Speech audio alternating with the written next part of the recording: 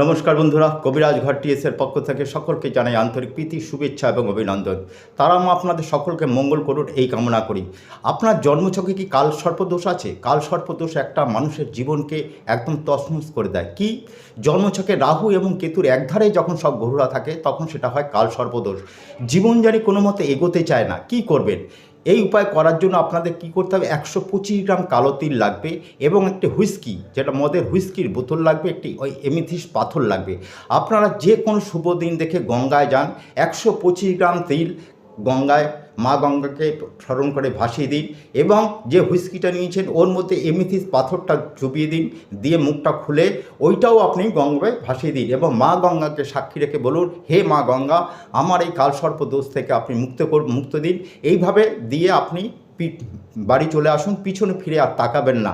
ব্যাস একবারই করুন, কালসর্প দোষ থেকে মুক্তি পাবেন। বহু পরীক্ষিত